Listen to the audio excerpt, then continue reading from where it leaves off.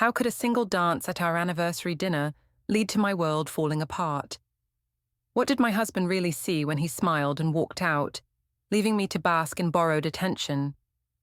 I thought I was in control, until the legal papers arrived at my door and I realized who the real game master was. The bistro was buzzing with its usual Friday night energy when Malcolm and I walked in for our 10th anniversary dinner. The dim lighting cast shadows across the mahogany tables, and the soft jazz playing in the background should have set a romantic mood. But as I looked at my husband of 10 years, all I felt was the familiar weight of disappointment settling on my shoulders, like a heavy coat. Malcolm wore his standard navy blazer, the same one he'd owned since we started dating. His brown hair was neatly combed, his posture straight as always. He looked exactly like what he was, a reliable high school history teacher who graded papers every Sunday and had never missed a parent-teacher conference in his life.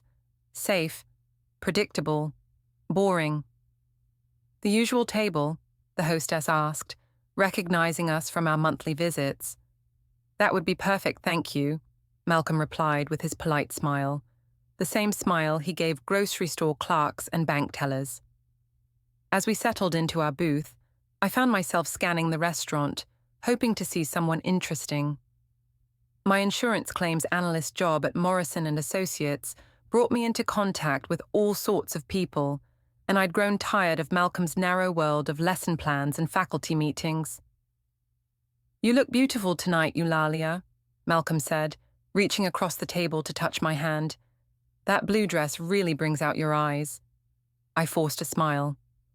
"Thank you." The compliment felt hollow, like everything else between us lately. When was the last time I'd felt truly seen, truly desired? "I was thinking we could take that weekend trip to the mountains next month," he continued, cutting into his steak with methodical precision. "Remember how much you loved that bed and breakfast in Asheville?" I murmured non-committally, my attention drifting to the bar area where I'd spotted a familiar figure. Cal Finch stood near the bar, his athletic frame filling out a fitted black shirt perfectly. His sandy blonde hair caught the light as he laughed at something his companion said. Cal worked as a personal trainer at the gym where I'd started going 3 months ago. Unlike Malcolm, Cal made me feel alive when he looked at me. His compliments felt genuine, his attention focused and intense. He made me remember what it felt like to be wanted. "Earth to Eulalia," Malcolm said gently. "I asked if you wanted dessert."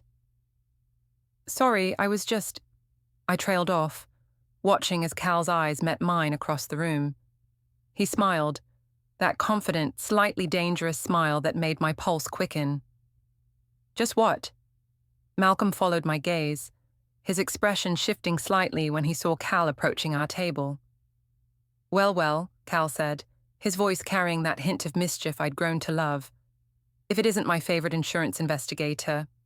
How are you, Eulalia?" "I'm wonderful," I replied, feeling my cheeks flush.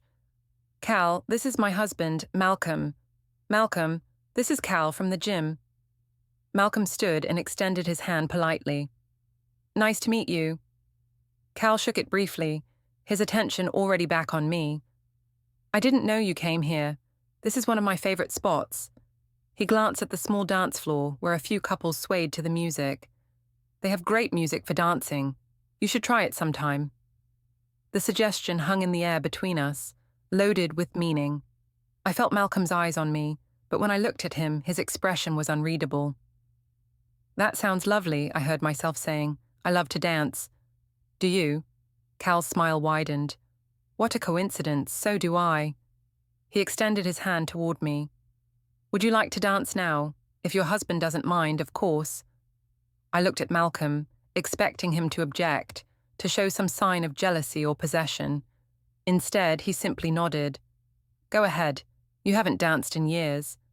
His calm acceptance stung more than an argument would have. Didn't he care enough to fight for me? To claim me as his? I took Cal's hand and let him lead me to the dance floor. His palm was warm and slightly rough from weightlifting, so different from Malcolm's soft teacher hands. As we began to move together, I felt more alive than I had in months. You're a natural, Cal murmured in my ear, his breath warm against my neck. Your husband's a lucky man. Sometimes I wonder if he thinks so, I replied, allowing myself to lean into Cal's strong frame. Any man who doesn't appreciate a woman like you is a fool, Cal said, spinning me gently before pulling me back against him. I could feel the eyes of other diners on us, could sense the whispered conversations. Let them look. Let them see that Eulalia Grieve was still desirable, still worth pursuing. When was the last time Malcolm had made me feel this way? The song ended, but Cal kept his arms around me for a moment longer than necessary. We should do this again sometime, he said quietly. Maybe somewhere more private. My heart hammered in my chest. I'd like that. When I returned to the table, Malcolm was signing the check. He looked up at me with that same mild expression, as if nothing significant had just happened. Ready to go? He asked. Already? But It's getting late and I have papers to grade tomorrow. He stood and helped me with my coat, the picture of a considerate husband. Outside the restaurant, Malcolm paused and turned to me. In the soft glow of the streetlights, I could see something in his eyes that I couldn't quite identify. Happy anniversary, Eulalia, he said quietly, then kissed my forehead, a brotherly peck that felt like a dismissal. As we drove home in silence, I replayed the evening in my mind. Cal's hands on my waist, the envious looks from other women, the feeling of being truly desired. Malcolm's lack of reaction bothered me more than I wanted to admit. What kind of husband watches his wife dance with another man and feels nothing? But as I stared out the passenger window at the passing streetlights, I had no idea that Malcolm had been feeling plenty. I didn't know about the photos he'd discreetly taken with his phone, or the mental notes he was making. I couldn't see the wheels turning behind his calm exterior, the careful planning already beginning. I thought his silence meant indifference. I had no idea it meant war. The Monday after our anniversary dinner, I found myself checking my phone every few minutes, hoping for a message from Cal. When it finally came during my lunch break, my pulse quickened. Had a great time dancing with you Friday. Want to grab coffee sometime? Cal. I stared at the text, my finger hovering over the keyboard. This was a line I hadn't crossed before, actual communication outside the gym, but the memory of how alive I'd felt in his arms made the decision easy. I'd love to. When? I typed back. Tomorrow after work. There's a nice place near the gym. Perfect. See you then. I deleted the conversation immediately, a habit I'd developed over the past few weeks. Malcolm rarely checked my phone, but better safe than sorry. That evening, Malcolm was in his usual spot at the kitchen table, red pen in hand, grading his students' essays about the Civil War. Our daughter Nora, 9 years old with Malcolm's serious brown eyes, sat across from him working on her math homework. "Mum, can you help me with this problem?" Nora asked as I walked in. "In a minute, sweetheart. I need to change clothes first." I'd stopped at the gym after work, not for Cal, I told myself, just for the workout. The fact that we'd ended up talking for an hour afterward was just coincidence. "How was work?" Malcolm asked without looking up from his papers. "Busy. We have this complicated claim that's going to require a lot of overtime." The lie came easily. Too easily. "Overtime?" Malcolm's pen paused. "That's unusual for you." "It's a big case. Industrial accident with multiple claimants. Morrison wants me to handle it personally." I added details to make it sound more convincing. "I might have to work late several nights this week." "I see." Malcolm returned to his grading. "I'll handle dinner and Nora's bedtime routine." His easy acceptance irritated me. Shouldn't he be disappointed about missing time together? Shouldn't he want to know more details? "Thanks," I said, heading upstairs to shower. Under the hot water, I replayed my conversation with Cal.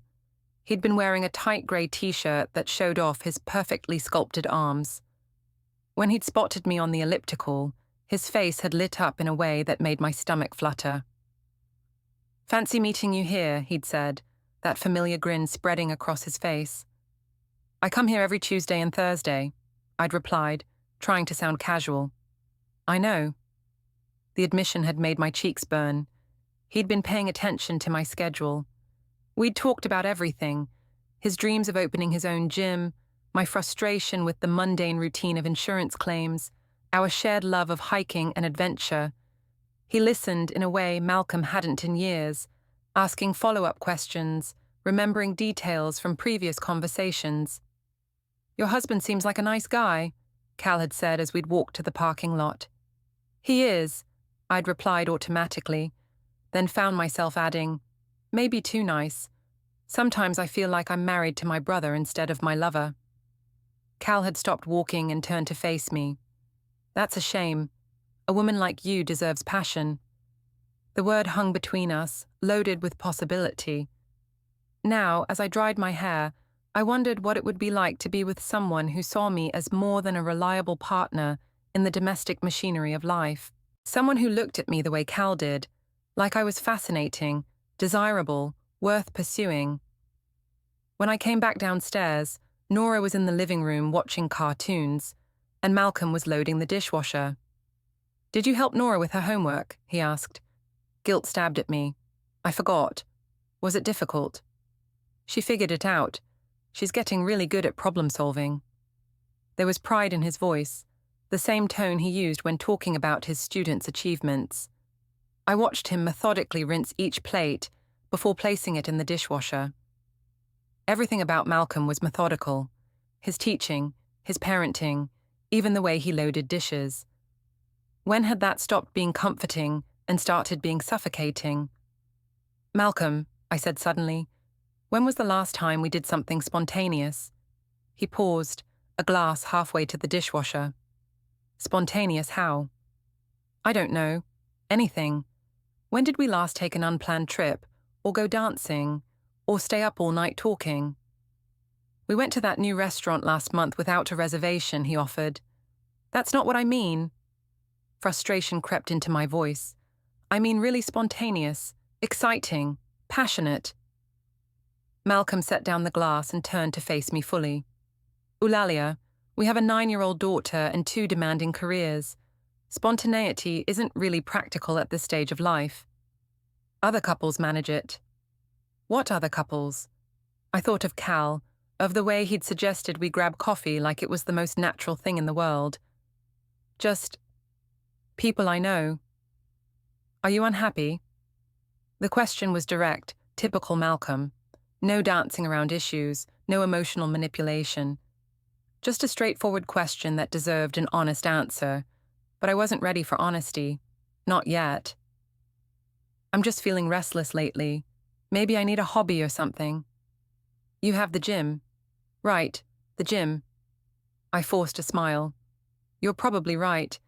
I'm just having a midlife crisis or something. Malcolm studied my face for a moment, and I had the uncomfortable feeling he could see right through me. But then he simply nodded and returned to the dishes. If you want to plan something spontaneous for this weekend, I'm game, he said. Maybe we could drive up to the lake with Nora. Maybe, I replied, but I was already thinking about my coffee date with Cal tomorrow. That night, as Malcolm slept peacefully beside me, I stared at the ceiling and tried to remember when I'd stopped appreciating his steadiness. When had his reliability become boring instead of comforting? When had his quiet love started feeling like indifference? I thought about the way Cal looked at me, hungry, appreciative, alive. When was the last time Malcolm had looked at me that way? When was the last time anyone had? I deserved to feel desired. I deserved passion and excitement and the thrill of being pursued. If Malcolm couldn't give me that, was it really so wrong to find it elsewhere? The rationalization felt good, felt justified. I had no way of knowing that 3 feet away, Malcolm was lying awake too, staring at the same ceiling and planning his next move. Coffee with Cal turned into dinner. Dinner turned into long conversations that stretched past midnight. Within 2 weeks, what had started as innocent flirtation had become something much more dangerous. You're glowing, my coworker Janet said, as I walked into the office Friday morning. New skincare routine. I touched my cheek self-consciously. Just been working out more. Must be some workout, she said with a knowing smile. If only she knew. Cal had a way of making me feel like the most beautiful woman in the world. Yesterday, he'd surprised me with lunch at a little cafe across town, somewhere Malcolm would never go. We'd held hands across the table like teenagers, and for 2 hours, I'd forgotten about insurance claims and parent-teacher conferences and the endless routine of my regular life. Mrs. Grieve? My assistant's voice interrupted my daydream. Mr. Morrison wants to see you. In Morrison's office, my boss looked concerned. Eulalia, I need to ask you about these overtime hours you've been claiming. My stomach dropped. What about them? Well, security shows you leaving the building at your regular time most days, but you're claiming 4 or 5 hours of overtime several times a week. He consulted his computer screen. Last Tuesday, for instance, you clocked out at 5:15 p.m. but claimed overtime until 10 p.m. Heat flooded my face.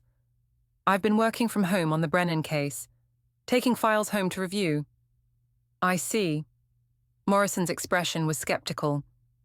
In the future, please clear any take-home work with me first. We need to document these things properly. Of course, I'm sorry for the confusion. But as I walked back to my desk, anxiety gnawed at my stomach. How long before someone started asking more pointed questions? That evening, I met Cal at the beastro again. It had become our regular spot, and I'd grown to love the way other women looked at him, and by extension, at me. Tonight, several of Malcolm's colleagues were having drinks at the bar, and I felt a thrill of rebellion as Cal's hand found mine across the table. You seem tense, Cal observed, his thumb stroking across my knuckles. Work stuff. My boss is asking questions about my hours. Maybe it's time to tell him the truth, Cal said quietly. What truth? That you're not happy, that you need more than what you have. His green eyes were intense, serious. Eulalia, you can't keep living a lie forever. Before I could respond, a familiar voice interrupted us. Well, this is interesting. I spun around to find Malcolm standing beside our table, still wearing his school clothes, khakis and a button-down shirt that made him look even more conservative next to Cal's fitted jeans and black sweater. Malcolm, what are you doing here? Faculty happy hour, he said calmly, nodding toward the bar where I could now see several teachers from his school. I didn't expect to see you here. I thought you were working late again. The accusation in his voice was subtle but unmistakable. Cal's hand tightened around mine, and I realized I hadn't pulled away. We finished early, I said quickly. Cal suggested we grab dinner. How convenient. Malcolm's gaze moved to our joined hands, then back to my face. Don't let me interrupt. I'll just say hello to the guys at the bar. But instead of leaving, he pulled out his phone and seemed to take a photo of the bar area. The flash was subtle, but I caught it. Did you just take our picture? Cal demanded, his voice rising slightly. I was photographing my colleagues for the school newsletter, Malcolm replied evenly. You just happened to be in the frame. Bullshit. Cal stood up, his chair scraping against the floor. What kind of man stalks his own wife? The kind who cares about honesty, Malcolm replied, his voice still maddeningly calm. Several people at nearby tables had turned to watch the confrontation. I could see Malcolm's colleagues at the bar craning their necks to see what was happening. Malcolm, please, I hissed. You're making a scene. I'm making a scene? He looked genuinely surprised. I'm not the one holding hands with someone else's spouse in a public restaurant. We're just friends, I protested, but the words sounded weak even to me. Cal laughed harshly. Friends? Eulalia, tell him the truth. Tell him how you really feel. Cal, don't. Tell him how bored you are, how you need someone who actually appreciates you. The restaurant had gone quiet around us. I could feel dozens of eyes watching, could hear the whispered conversation starting. This was exactly what I'd wanted to avoid. Malcolm looked at me for a long moment, and something in his expression made my chest tight. Is that how you feel, Eulalia? Bored? I opened my mouth to deny it, to smooth things over, but Cal's hand on my shoulder stopped me. She doesn't owe you an explanation, Cal said. If you can't keep your wife happy, that's on you. The insult hung in the air between them. I waited for Malcolm to explode, to defend himself, to fight for me. Instead, he simply nodded. You're right, he said quietly. If I can't keep my wife happy, that is on me. He turned to leave, then paused. Eulalia, I'll pick up Nora from my mother's house. Don't wait up. And then he was gone, walking calmly through the restaurant like nothing had happened, stopping briefly to chat with his colleagues at the bar, as if the last 5 minutes hadn't occurred. What the hell was that? Cal demanded as we sat back down. He just gave up, didn't even fight. I stared at the empty space where Malcolm had been standing. I don't know. But even as I said it, something cold was settling in my stomach. Malcolm never gave up on anything. He'd spent 3 years patiently helping his most difficult student pass history. He'd worked for 6 months to save a bird with a broken wing that most people would have put out of its misery. Malcolm didn't give up, which meant this wasn't surrender. This was strategy. As Cal flagged the waiter for another round of drinks, I tried to shake off the feeling that I'd just made a terrible mistake. But Malcolm's parting words echoed in my mind. Don't wait up. In 10 years of marriage, he'd never said that before. The next few weeks passed in a blur of stolen moments and mounting anxiety. Cal and I had grown bolder, meeting for lunch dates and evening walks, but the thrill was increasingly overshadowed by the growing complications in my real life. At work, Morrison had started asking more pointed questions about my schedule.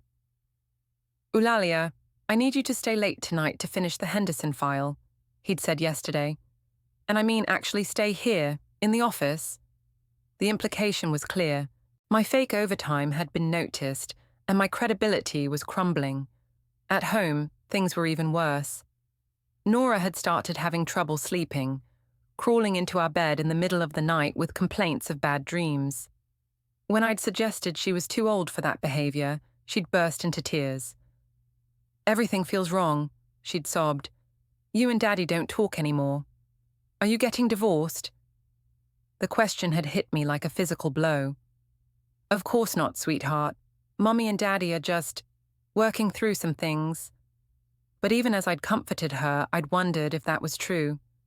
Malcolm had become even more withdrawn since the incident at the beastro, speaking to me only about practical matters, Nora's schedule, household expenses, who would pick up groceries. He's punishing you, my mother Vivian had said when I'd called her for support, making you feel guilty for wanting to be happy. You deserve better than that, Eulalia. I know, I'd replied, but doubt was creeping in.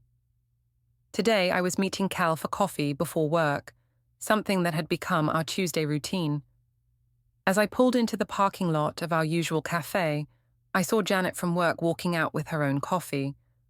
Our eyes met through the windshield, and I watched her expression change as she spotted Cal waiting for me by the entrance. He kissed my cheek as I approached, a casual gesture that felt suddenly loaded with significance under Janet's watchful gaze. Friend from the gym? Janet asked when I ran into her later at the office.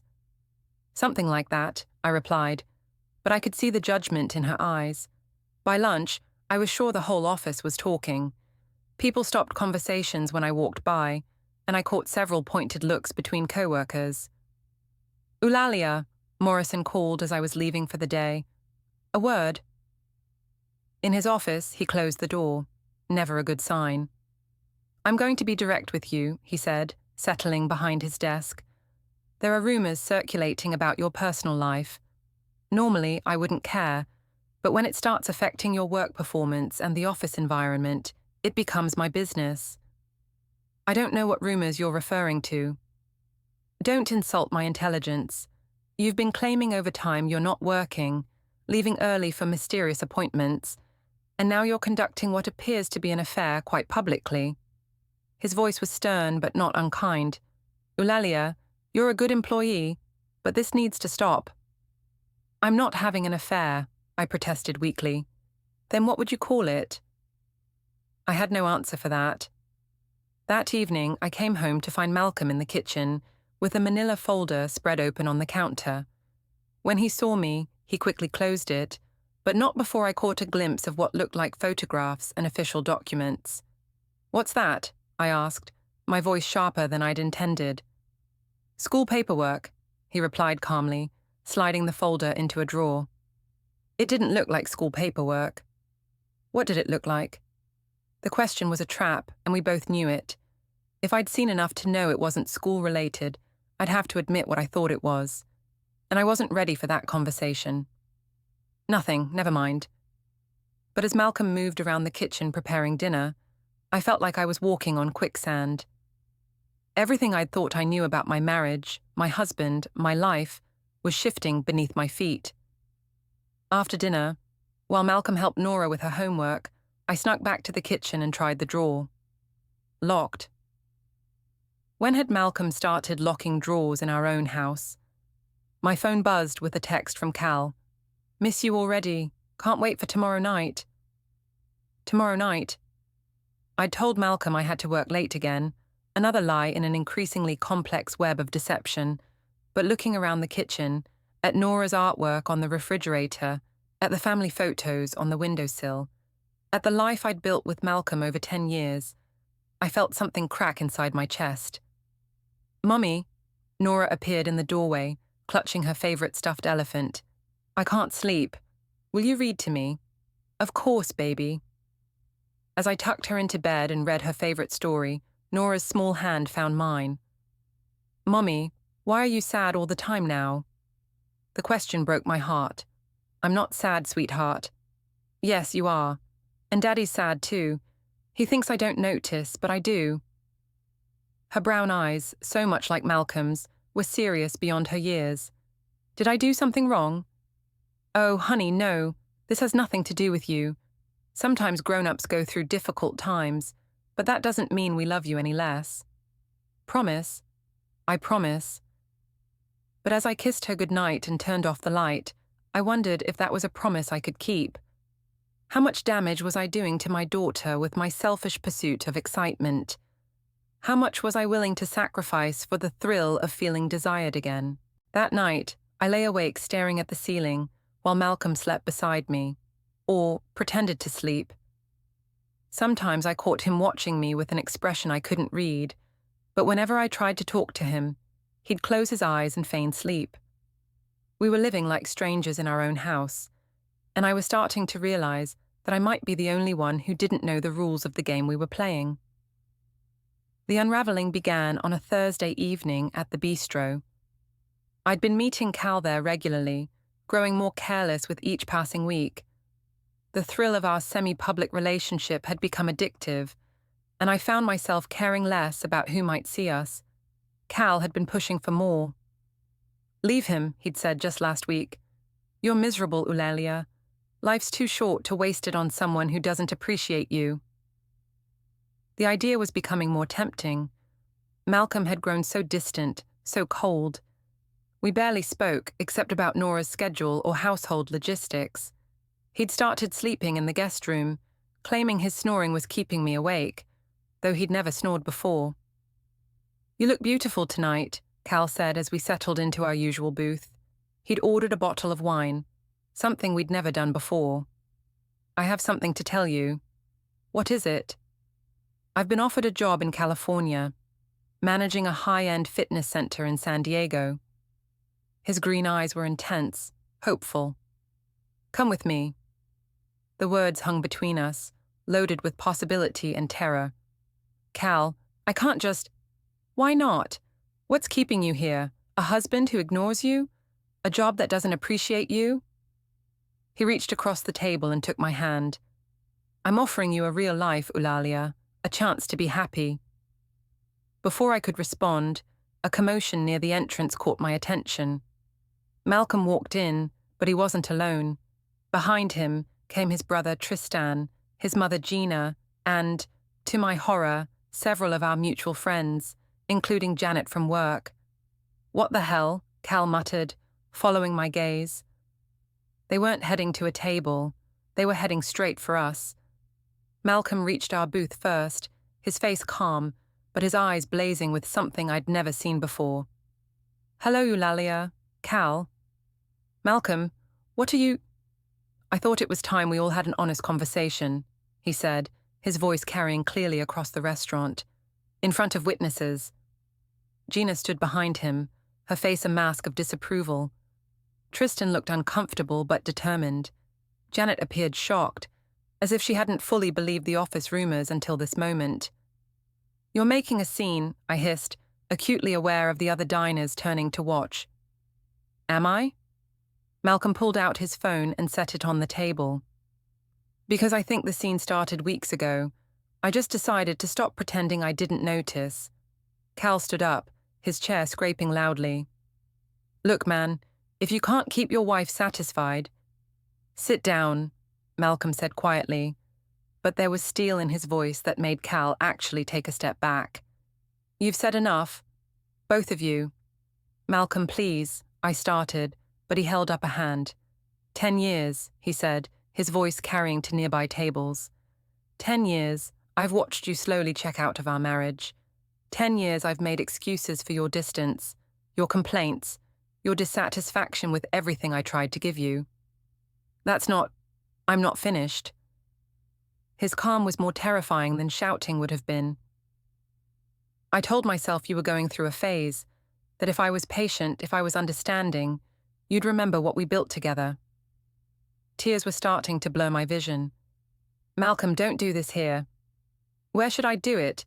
At home, where you're never present even when you're physically there. At work, where you've been lying about overtime to cover your affair. He gestured toward Cal. Or should I do it privately, like you've been conducting your relationship with him? Several people at nearby tables had their phones out now, recording. The humiliation was crushing, but I couldn't seem to find words to defend myself. She deserves to be happy, Cal said, his voice lacking its usual confidence. Malcolm turned to him with a smile that didn't reach his eyes. You're absolutely right. She does deserve to be happy. She also deserves to face the consequences of her choices. He pulled a thick envelope from his jacket and placed it on the table between us. Divorce papers. I'm filing for full custody of Nora, citing adultery, and abandonment of parental responsibilities. The restaurant had gone completely silent around us. I stared at the envelope like it might explode. You can't, I whispered. I can, and I have. Malcolm's voice was steady, professional. I have documentation of your affair, proof of your lies to your employer, evidence of your neglect of Nora's emotional needs, and testimony from multiple witnesses about your public displays of affection with another man. Gina stepped forward. You've broken my son's heart and confused that poor little girl. I hope you're proud of yourself. Eulalia, Janet said quietly, I think you should call a lawyer. But I couldn't move, couldn't think. This wasn't how it was supposed to happen. Malcolm was supposed to fight for me, to try to win me back. He wasn't supposed to have evidence and lawyers and a plan. I'll make this simple, Malcolm continued. You can contest the divorce and custody arrangement, which will mean a lengthy court battle that will expose every detail of your affair to public record. Or you can accept the terms I'm offering, which are more generous than you deserve. What terms? The words came out as a croak. You get the house. I'll take Nora and move in with my mother temporarily. You'll have supervised visitation every other weekend until you can prove you're emotionally stable. I keep my pension and retirement accounts. We split other assets 50-50. That's not fair. Fair? For the first time, Malcolm's composure cracked slightly. You think fairness is relevant here? You've been lying to me for months, stealing from your employer, and emotionally abandoning our daughter. The only reason I'm not pursuing full termination of your parental rights is because Nora still loves you, despite everything. The words hit like physical blows. Around us, the restaurant remained silent, everyone straining to hear every word of my public destruction. Cal cleared his throat. Maybe we should take this somewhere private. Malcolm turned to him with that same cold smile. Oh, you're not going anywhere. See, I've done some research on you too, Cal. Did you know it's illegal to knowingly participate in the destruction of a marriage? It's called alienation of affection, and it's still prosecutable in this state. Cal's face went white. You can't prove. I can prove everything. Malcolm's voice was deadly quiet. Text messages, photos, witness statements, hotel receipts, all documented and ready for court. He stood up, straightening his jacket with the same methodical precision he brought to everything else. You have 48 hours to decide, Eulalia.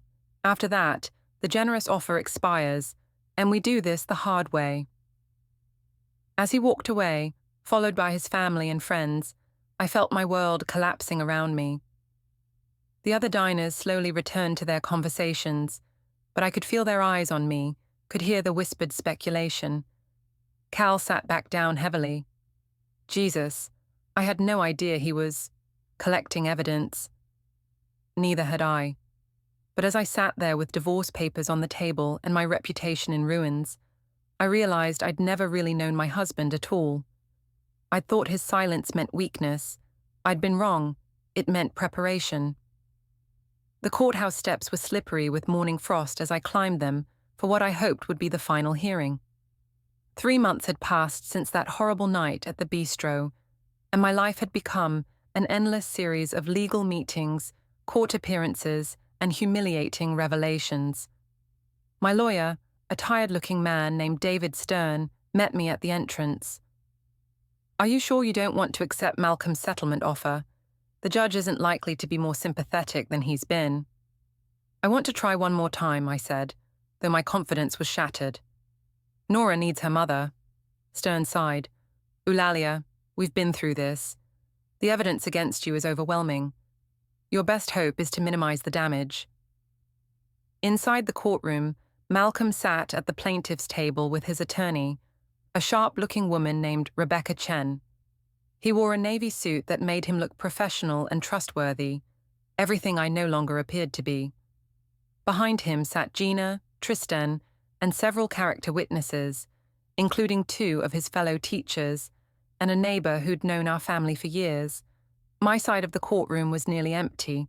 My mother Vivian had come, but even she seemed uncertain about defending my actions after learning the full scope of my deception. Cal was nowhere to be seen. He disappeared from my life the moment Malcolm's lawyer had contacted him about potential charges. The job in California had suddenly become urgent, and he'd left town without so much as a goodbye text. Judge Patricia Hawkins called the session to order. She was a stern woman in her 60s who'd made it clear during previous hearings that she had little patience for marital drama. We're here for final arguments in the matter of Harker versus Harker, she announced. Mr. Chen, you may proceed. Malcolm's lawyer stood and approached the bench with a thick folder. Your Honor, the evidence in this case speaks for itself. Mrs. Harker engaged in a months-long extramarital affair, lied repeatedly to her employer about her whereabouts, neglected her parental responsibilities, and showed a complete disregard for her family's emotional well-being. She opened the folder and began presenting exhibits: photos of Cal and me at various restaurants, phone records showing hundreds of calls and texts between us, my falsified overtime reports from work, and statements from Nora's teacher about her declining performance and emotional distress. Furthermore, Chen continued, Mrs. Harker has shown no genuine remorse for her actions. Even after being confronted with evidence of her affair, she continued the relationship until her paramour abandoned her when legal consequences became apparent. The words stung because they were true. I had continued seeing Cal even after Malcolm's confrontation, meeting him in secret until he'd suddenly stopped returning my calls. Mr. Harker, on the other hand, has demonstrated remarkable patience and responsibility throughout this ordeal. He documented Mrs. Harker's behavior not out of vindictiveness, but to protect his daughter's interests. He's maintained stable employment, provided consistent parenting, and sought counseling for Nora to help her cope with her mother's abandonment. Stern rose for my defense, but his arguments felt weak even to me. He talked about my rights as a mother, my years of marriage to Malcolm, my potential for rehabilitation. But he couldn't dispute the evidence, couldn't explain away my choices. When it came time for testimony, Malcolm took the stand with the same calm demeanor he'd shown throughout the entire process. "Mr. Harker," his lawyer began, "can you describe your wife's behavior in the months leading up to your separation?" Malcolm's voice was steady, factual. Eulalia became increasingly distant and critical. She complained frequently about our marriage being boring, about feeling unappreciated. When she started claiming overtime at work, but coming home smelling like another man's cologne, I knew something was wrong. "What did you do with that knowledge?" "I hired a private investigator and began documenting her activities. I also started recording our conversations when she would lie about her whereabouts." He looked directly at me. I hoped I was wrong. I hoped there was another explanation. But there wasn't. No, the evidence was overwhelming. When Stern cross-examined Malcolm, he tried to paint him as controlling and emotionally distant. "Isn't it true, Mr. Harker, that you failed to meet your wife's emotional needs?" Malcolm considered the question carefully. "I'm sure I could have been a better husband in many ways, but I don't believe that justifies adultery, lies, or abandoning our daughter's emotional needs." "Weren't you somewhat emotionally unavailable?" "I worked full-time and helped raise our daughter. I attended every school function, every parent-teacher conference. I cooked dinner most nights and handled bedtime routines when Eulalia claimed to be working late." Malcolm's voice remained level. "If being a responsible father and provider makes me emotionally unavailable, then I accept that characterization." When I took the stand, Stern tried to present me as a woman who'd made mistakes but deserved another chance. But under cross-examination, Chen systematically destroyed any sympathy I might have garnered. "Mrs. Harker, how many times did you lie to your husband about your whereabouts?" "I don't know exactly." "More than 10 times?" "Probably." "More than 20? I couldn't answer. "How many hours of overtime did you falsely claim at work?" "I'm not sure." "According to your employment records, you claimed 87 hours of overtime that you didn't work. Were you aware that constitutes theft?" The questions went on, each one more damaging than the last. By the time I stepped down, I felt completely exposed, my every poor choice laid bare for the court to see. The final blow came when Nora's court-appointed advocate presented her report. "Your Honor, I've spent considerable time with the minor child in this case. While Nora loves both parents, she's expressed significant anxiety about her mother's behavior and has specifically requested to live with her father. She feels more secure and stable in his care." Judge Hawkins reviewed the evidence for what felt like hours before rendering her decision.